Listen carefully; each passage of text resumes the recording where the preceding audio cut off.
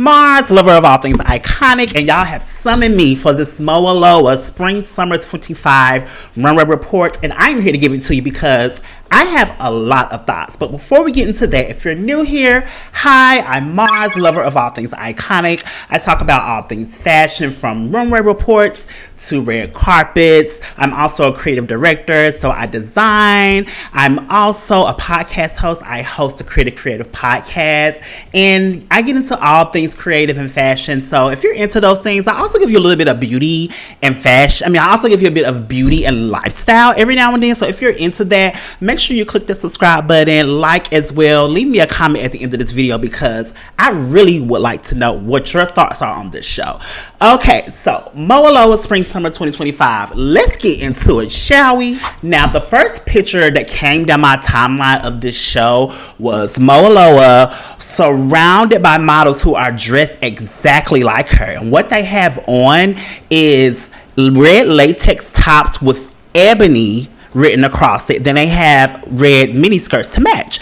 And when I saw that iconic Ebony font, I got really excited because that is a Black American staple. Ebony magazine raised me practically because when I was growing up, my mother had a subscription to Ebony. My grandmother had a subscription to Ebony. Even my aunts and my cousins. So let's say my mom was going to my aunt's house and they in the kitchen talking about grown folk stuff. I would be in Ebony, in the living room, reading the Ebony on the dining room table because every household I went to, Ebony was a part of it. If you're a Black American and you grew up with magazines in the house, there were 3 that were on your table. One of them being Ebony, one of them being Essence, and the other being Jet. And when I tell you, all of them were red for different reasons. So, I'm hyped because I'm Black, I'm American, this is my culture. I'm about to see what is Mowalola gonna do with this. What's gonna happen? What is she trying to say? Upon further research, she was referencing Beyonce's Billboard Awards 2003 performance when she performed Me, Myself, and I, and she had all those dancers come out looking exactly like her to mimic her, clone herself. Mowalola wanted to do the same thing based off of their performance. I know that I will never disappoint myself. It brought me a lot of joy to see the Ebony branding in her show because, like I said, I have not seen it used in this particular space in fashion, and I haven't seen Ebony in a while. They still have their own line resources, but as far as the publication, I really haven't picked up one in a very long time. But as I continue to research the show and continue to see pictures, my opinion of Mowalola using Ebony in her show completely changed. Hold up now. Now, Mowalola, we know she's the designer who's very controversial. She wants to send a message through being provocative. But in this case, what message is she sending? I'm not determining. I'm very confused. You're being provocative for the sake of being provocative, but your art is saying absolutely nothing. Let's break it down. So the show was held in London during Fashion Week in North Greenwich in this big warehouse, and she announced it 24 hours before doors opened, so it wasn't something that was already on the Fashion Week calendar. Mowalola wanted to pop out, send out her pieces, send out her message in her art, and she wanted the people to do what they're going to do with it. But this wasn't any regular fashion show. Mowalola wanted to share all of her creative endeavors, so she performed tracks from her upcoming album Dirty Pop. And if you look at when she first announced the show on her social media, she used the MGM movie intro and she put herself in the intro and she turned into a tiger and it said Dirty Pop. So that kind of gave us an inkling that this show is going to be about Dirty Pop. And then as she performed songs from the album, it became clear that this show is not only dedicated to her fashion and her design, it's also dedicated to her music and her album. Mowalola was quoted saying, "I don't want to keep doing the same thing every season. I'm on this earth to do more than fashion, and so I wanted this to be a full expression of everything I feel. Doing that with just clothes is not enough." So I'm here for her being a creative and being multifaceted. I'm here for that. Although I'm still not understanding where Ebony fits into all of this. Ebony is a magazine that made its debut in 1945 to highlight Black American stars, as well as to shed light on disparities in Black American communities. Ebony also hired Black journalists to document social justice, health and wellness, beauty and lifestyle, and just like anything that was deemed important in the African American community, Ebony was going to dish that out in their publications. So color me confused when Mowalola, a Nigerian from the UK, sent a look down the runway that had Ebony's iconic branding replaced with the word nigga. N-I-G-G-A. What exactly does that mean? Because that does not pay homage to Ebony in any kind of way. And I'm not opposed to people using the word nigga. Like, if you want to use the word nigga, that's fine. But you have to also know the connotation behind it, especially when you're referencing iconic Black American culture such as Ebony. Of course, when people saw this, especially like people who are Black and American, we were like, excuse me? Like, what is going on? And at the end of the show, she placed in her IG story a picture of Nas and Khalees at the 50th annual Grammy Awards, where Nas and Khalees were promoting Nas's album, and Nas named his album Nigger, N-I-G-G-E-R, Hardy R, and Khalees and him wore matching outfits to promote it. So she put that picture in her Instagram story, I guess, to kind of validate her usage of it with Ebony's branding. But that doesn't compute, because even when Nas did that, and what year was that? I forget what year it was that he did that, but it was the 50th annual Grammys, and it was a while ago because him and Khalees are still married, and they haven't been married for a very, very long time. But Nas caused so much controversy in that moment that he had to change the title of the album because the record label wasn't going for it. And then it's like a whole lot of like monumental people in the Black community came out against it, saying this just does not represent the word well. But what I will say about Nas is that this album was full of commentary about political matters and the history of the word as it pertains to racism in America. Unlike Mowalola, Nas has an intention behind why he named his album that, because it kind of sheds light on what he's talking about in his album. Mowalola, on the other hand, she does not have no intention behind what she's doing. She's just creating controversy for the sake of creating controversy. And for the life of me, I don't understand why you're creating controversy and not leading your audience to a particular message, especially when you're using a culture that does not belong to you.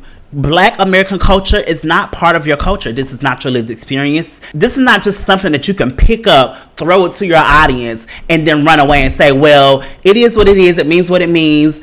People who know and get it, they get it. No, it don't work like that. After looking at this entire collection, Mowalola is not saying anything about the word nigga or its origins that came from the slavery of Black Americans. In the collection, you see transparent latex, jackets made out of G-string crotches, metal underwear, cowhide and leather, and she was quoted saying, "This represents all of the different skins I've had to climb in out of while traveling from Nigeria to London, New York, Atlanta, Los Angeles, Korea, etc." I mean, I guess you can say, or you could argue, that this exemplifies how Black people, we have to code switch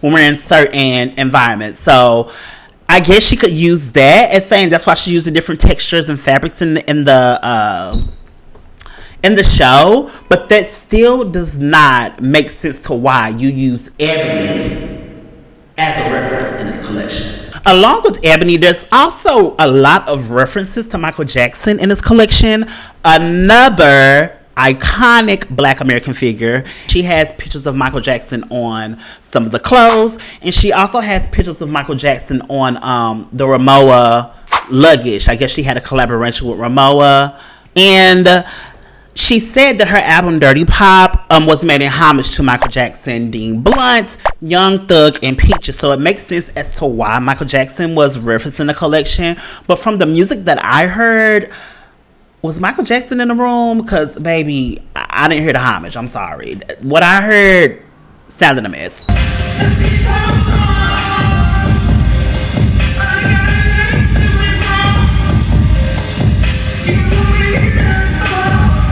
But in referencing Michael Jackson, she also put Ebony across Michael Jackson's face, and then She also put nigga, the Ebony replaced with nigga, Nigga, across Michael Jackson's face. Again, what are you saying here? What are you trying to reference here about Black American culture from the lens of a Nigerian? You done lost your damn mind. Mowalola was quoted saying to Vogue backstage that, I think that's how I am seen as a fashion figure too. I don't want to do things the regular way. I don't want to do things I don't feel connected to. So you feel connected to Black American culture, so much so that you will use it to cause controversy for the sake of causing controversy. How can you feel connected so deeply to Black culture and use it in such a way that leads your audience to nowhere? Like, it kind of can lead your audience to not thinking highly of Black culture because you're just using it as a pawn to create chaos. What was your point? And what pisses me off even more is that there is a lot to learn from Black American culture. You're doing the same exact thing that Tremaine does with Denim Tears. You wake up all of this Black American trauma and you dish it to your audience and you lead them to a dead end because it always means nothing. Your art always says zero, zilch, nada. At least say something intellectual with the art. That's the least you can do. Again, especially since the culture that you're referencing is not your own. And of course, people started to criticize Mowalola about this collection. And this tweet proves exactly what I just said. I just feel that Black American culture is owed way more respect than that, especially if you claim to feel connected to it. Like, don't you think? Now, the collection wasn't all bad. I do think Mowalola is a great designer. I've enjoyed pieces from her previous collections. I've actually wanted to invest in some pieces from her collection. Like these thigh-high strappy boots, I absolutely love. Like, I could see them being on so many women in the fashion space. And I remember them, I think she debuted these thigh-high strappy sandals in JT's OK video because she creative directed that visual, so I'm sure she styled JT in them.